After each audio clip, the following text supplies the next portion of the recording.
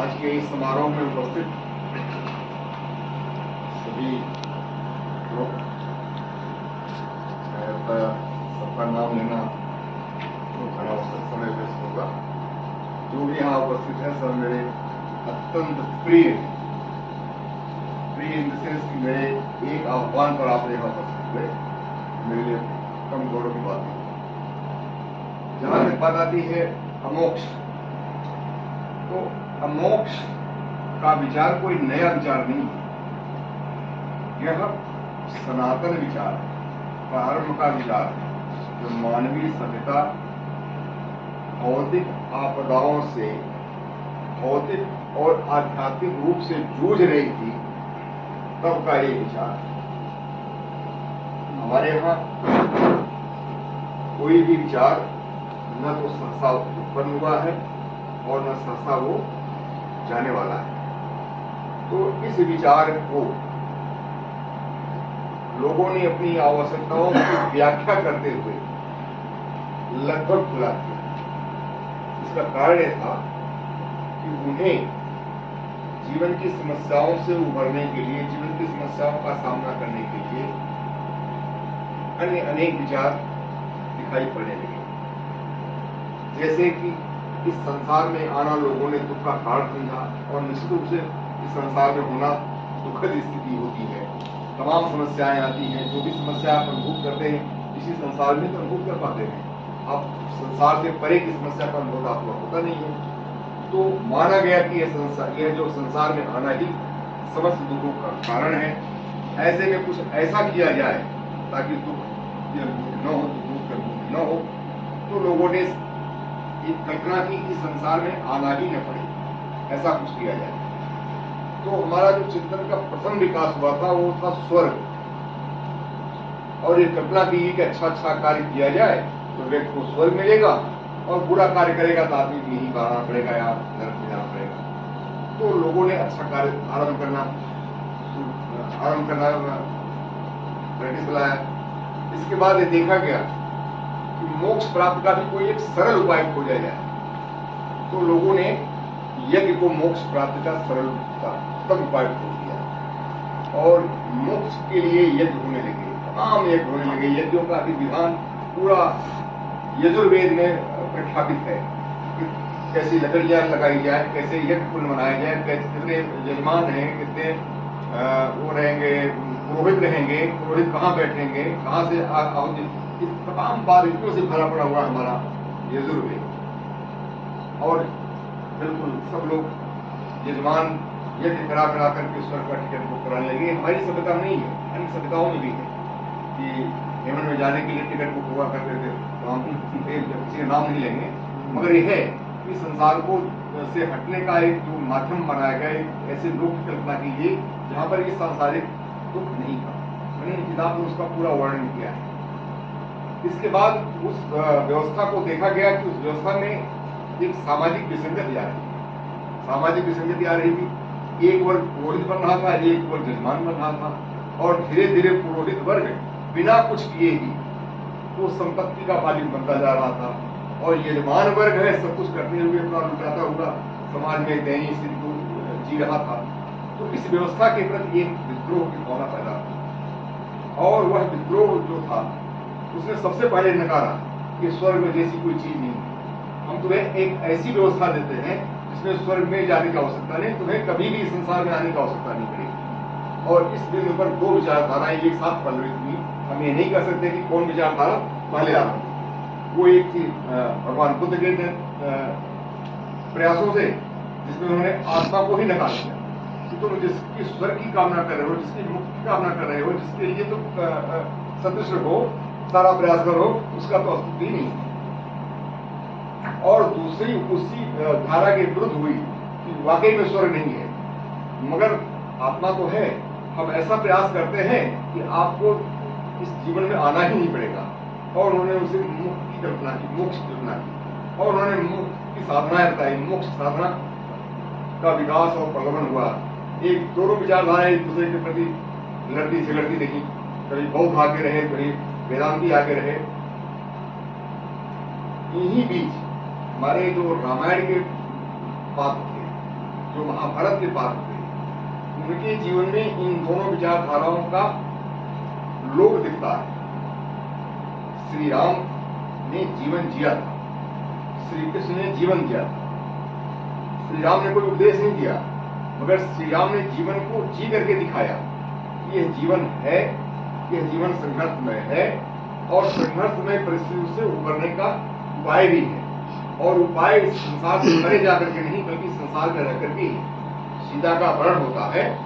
वो सीता को खोजने के लिए संसार में ही रहते हैं, पशुओं से पूछते हैं, पक्षियों से पूछते हैं, ब्राह्मणों से पूछते हैं, आदमियों से पूछते हैं, किससे नहीं, जो जो मिलता गया सबसे पूछते हैं, मगर उन्होंने किसी भी प्रकार की कोई ऐसी अलौकिक साधना नहीं की। वो ध्यान कर लेते और सीता को देखते थे, और उन्होंने ध्यान किया होगा, मगर राम ने खुद ध्यान नहीं किया। राम ने लोगों से पूछा ही था। तो उन्होंने जीवन की समस्याओं का सामना, जीवन की समस्याओं को कैसे संभाला जाए, इसका उन्होंने आचरण करके दिखाया। सोचिए वो कौन सी परिस्थिति रही होगी, आपके सामने आ सकती है, हमारे सामने आ सकती है कि रात को हम सोने जाएं कि सुबह हमको ये उपलब्धि मिलने वाली है, और सुबह उसका जस्ट उल्टा हो जाए। ऐसी आवेगमयी स्थितियों को भी हम जीवन में कैसे लें? परिस्थिति तो आएंगे, ऐसा नहीं कि सबके साथ ऐसा, बहुतों के साथ हो सकता है, किसी के साथ हो सकता है। तो यदि एक परिस्थिति आती है तो हम कैसे उस परिस्थिति को हैंडल करें, इसके लिए हमें रामायण पढ़ना पड़ेगा, राम का चरित्र पढ़ना पड़ेगा। दुर्भाग्य है हम आज भी रामायण को मुक्ति प्राप्ति का साधन समझ रहे हैं, जबकि रामायण जो है वो केवल जीवन जीने के लिए है। रामायण में जीवन जीने की विधियां बताई गई हैं। एक एक पात्रों का जो चरित्र है वो जीवन में कैसे, जीवन की समस्याओं से कैसे उलझा जाए, इसी की व्याख्यान में है। इसी तरह से हम महाभारत की समझ में आते हैं। महाभारत में जीवन का सबसे बड़ा जो उपदेश दिया गया वो भगवत गीता भगवान कृष्ण ने दिया था, और लोगों ने भगवान गीता को भी मुक्ति का एकमात्र साधन मान रखा है। गीता पढ़ो तो मुक्ति का ज्ञान हो जाए, मुक्ति साधना आपको हो जाए। नहीं, गीता में तो जीवन को रेखांकित किया गया है। मगर इस प्रश्न को समझने के लिए, इस बात को समझने के लिए आपको भगवत गीता में कोई क्लू नहीं मिलेगा, क्योंकि भगवत गीता में भगवान ने यही कहा है कि हे अर्जुन, मैंने तुम्हें जो कुछ भी मुझे पता था, इतने ज्ञान धर्म मया ये तुमको मैंने ज्ञान दे दिया है। उसमें मैंने मुक्ति का ज्ञान दिया, कर्म का ज्ञान दिया, उसने साधनाएं बताई हैं। अब इनमें जो तुम्हें अच्छा लगे वो करो। इसका मतलब है गीता में जो कुछ भी कहा गया है वह भगवान कृष्ण का कोई अभिप्रेत विषय नहीं है कि भगवान ने ये कहा है। भगवान ने सब कुछ कहा है। अब आपको ढूंढना है उसमें क्या हम करें। तो वाकई में यदि हमें पढ़ना है गीता में क्या लिखा गया है, तो आप गीता को पढ़िए, मगर एक प्रश्न कीजिए कि गीता का उपदेश सुनने वाले अर्जुन ने क्या किया। क्योंकि गीता का पहला उपदेश तो अर्जुन को लिए दिया गया है, तो हमें देखना होगा कि अर्जुन ने गीता सुनने के बाद क्या किया, और अर्जुन के निर्णय को भगवान किस सीमा तक अनुमति प्रदान किए हैं। क्योंकि अर्जुन ने यही कहा है कि भगवान मैं वही करूंगा जो आपका वचन है। नष्टो मोह स्मृतिर्लब्धा तत्प्रसादान मया चुदा स्थितोस्मिगत संदेह करिष्ये वचनम द्वारा। तो मैंने गीता का ज्ञान सुन लिया है, गीता का ज्ञान मुझे हो गया, आप उपदेशों का ज्ञान मुझे हो गया है, इससे मेरा मोह नष्ट हो गया है, मेरी स्थितियां वापस आ गई हैं, मैं संदेह रहित हुआ हूँ और वही करूंगा जो आपने कहा है। तो प्रश्न है क्या कहा था भगवान ने, तो इसको जानने के लिए जानना पड़ेगा ना कि अर्जुन ने क्या किया, और अर्जुन ने जो कुछ भी किया हो वाकई भगवान का कथन है कि नहीं है। ये बात तो तभी पता चलेगा ना जब आपको यह मालूम हो कि अर्जुन के निर्णय पर भगवान की क्या प्रतिक्रिया थी। क्योंकि अर्जुन का हर निर्णय भगवान एक्सेप्ट करें यह भगवान की चित्र में नहीं था, अन्यथा युद्ध न करने के निर्णय पर ही भगवान सहमत हो गए होते।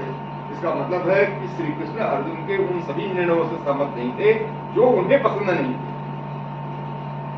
अब अर्जुन जब युद्ध में जाते हैं नियत कर्म करने के लिए, तो भगवान उनके साथ जाते हैं। इसके विपरीत जिन लोगों ने शरणागत की साधनाएं की थी, गोपियों जैसा शरणागत संसार में मिलना कठिन है। असंभव तो मैं नहीं कर सकता हूं, मगर कठिन है।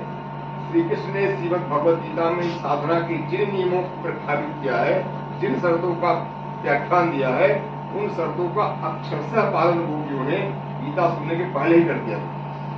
तो प्रश्न है कि उनके साथ भगवान ने क्या किया।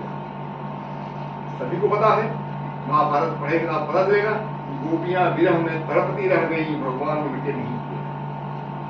तो हमारे शास्त्रों में भगवान की जो कल्पना की गई है वह आपकी सहायता के लिए की गई है। भगवान है या नहीं है, कहाँ रहते हैं, कैसे रहते हैं, क्या कितने आकार प्रकार के हैं, इन सबके विषय में न जाएंगे। सिर्फ इतना मानिए कि यदि भगवान है तो केवल आपकी सहायता के लिए है। भगवान सृजन में आपका सहयोग करने के लिए है। आप संकट में है, भगवान को याद कीजिए, भगवान आ जाएंगे। ये न पूछिए भगवान कब आएंगे, कैसे आएंगे, वो आ जाएंगे। मगर आप सोचे कि हम भगवान को बांध लेंगे, भगवान हमारे ही साथ रहें, भगवान हमारे मंदिर में बैठे रहें, ये भगवान के लिए संभव नहीं है। 3 लोगों ने बांधने का प्रयास किया था, आप सभी को पता है, मगर सोचने का तरीका है। 3 लोगों ने बांधने का प्रयास किया था। एक तो गोपियां थी जो अपने प्रेम में उनको बांधना चाहती थी, भगवान नहीं करे। एक इस पितामह थे जो अपने हठ में बांधना चाहते थे कि मैं शस्त्र उठा लूंगा, शस्त्र उठवा लूंगा, मेरा भगवान के प्रति प्रेम है, भगवान मेरी लाज रखने के लिए शस्त्र उठा लेंगे। मगर स्थिति ऐसी नहीं है।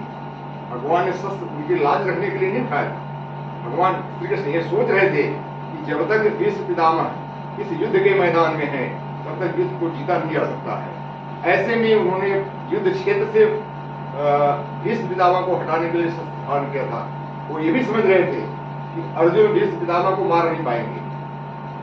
वो शस्त्र उठाते हैं इसलिए कि उनके अलावा अब कोई बचा नहीं है जो कृष्ण को हटा सके। जब अर्जुन श्री कृष्ण को आश्वस्त करते हैं कर का सूर्य भीष्म पितामह युद्ध में नहीं देख पाएंगे, तब वो जाकर के उन्हें वो आश्वस्त होते हैं, तब वो अपना शस्त्र वापस ले लेते हैं। तो भीष्म को कुछ और सोच रहे थे, मगर वस्तुस्थिति ये थी जिसका कि महाभारत में उल्लेख है कि वह युद्ध के मैदान से हटाने के लिए उनको उन्होंने शस्त्र धारण किया था, न कि उनकी प्रतिज्ञा की रक्षा के लिए। तीसरा जो भगवान को बांधने का प्रयास किया था वो दुर्योधन था। वो भगवान की बातों से असहमत था, श्री कृष्ण की बातों से असहमत था। उसने उनको बंदी बनाना चाहा। जब बंदी बनाना चाहा तो बंदी रक्षक रूप लेकर के आए तो उतना विशाल रूप धारण कर लिया, सब डर के बेहोश हो गए। तो कहने का आशा है कि भगवान को न तो बांधा जा सकता है, न भगवान को अपने हृदय में बैठाया जा सकता है। भगवान से केवल याचना की जाती है, की जा सकती है। और जिन जिन लोगों ने अभी तक याचनाएं की हैं, पौराणिक आख्यान इसके लिए उपलब्ध है। भगवान ध्रुव ने, बालक ध्रुव ने याद किया, भक्त प्रहलाद ने याद किया, स्वयं की कर्तव्य विमूढ़ अर्जुन ने याद किया, गरीब सुदामा ने याद किया, द्रौपदी ने याद किया। जिन जिन लोगों ने याद किया, इन सब ने अपने अपने किसी स्वार्थ के लिए याद किया था। सबका जीवन संकट में था और सभी ने जीवन संकट आई हुई स्थितियों को हटाने के लिए याद किया था। तो भगवान ने भूल गए।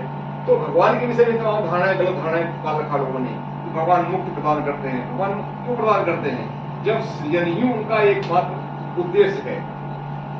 वो एक थे, अनेक होना उनकी कल्पना है। यदि कल्पना तो सृजन है, फिर हम कैसे सुनिश्चित कर लेते हैं कि हमारा उद्देश्य भगवत प्राप्ति है? भगवत प्राप्ति आपका उद्देश्य नहीं है। आप जहां पर हैं, जिस परिस्थिति में है, उस परिस्थिति में आपका दायित्व निर्धारित है, आप उसको करते रहें, भगवान अपने आप को समझ जाएंगे। यही मेरी किताब का केंद्रीय बिंदु। इसी को मैंने एक नाम अमोक्ष रखा है। ये ऋग्वैदिक विचार है। ऋग्वेद में मोक्ष की कल्पना नहीं है। ऋग्वेद में सर्वे भौम सुखिनः सर्वेषां निरामया की कल्पना है। ऋग्वेद में सहंगच्छत्वम सपत्वम समनो बलांस जानता की कल्पना है। ऋग्वेद में मेरे पुत्र, मेरे पिता, मेरे परिवार, मेरे आसपास के सभी लोग सुखी और संपन्न रहें, इसकी कल्पना है। इसके लिए देव का आह्वान होता है। तो ऋग्वेद हमारा वो जीवन को जीवंत रूप से जीने की साधना है, इसकी साधना है। और यही हमारे मोक्ष का अभिप्राय है। मेरे मोक्ष की साधना यही है, लोग सुखमय और यशोमय जीवन यापन करें। केवल जीवन यापन तो कोई कर सकता है। रावण भी जीवन यापन करता था, तो जो आनंद में जीवन यापन करता था। मगर यह मोक्ष साधना नहीं है। मोक्ष साधना है कि वह सुख जो यश प्रदान कर सके, वो हमारे जीवन का लक्षण है। यह जो साधना है वो भगवान श्री राम की साधना है। रावण की साधना थी केवल और केवल दुख देकर के आनंद प्राप्त करना, और राम की साधना थी स्वयं कष्ट सह करके भी और लोगों के लिए सुख प्रदान करना। तो हम इसी बात पर अपनी बात को विराम देते हैं।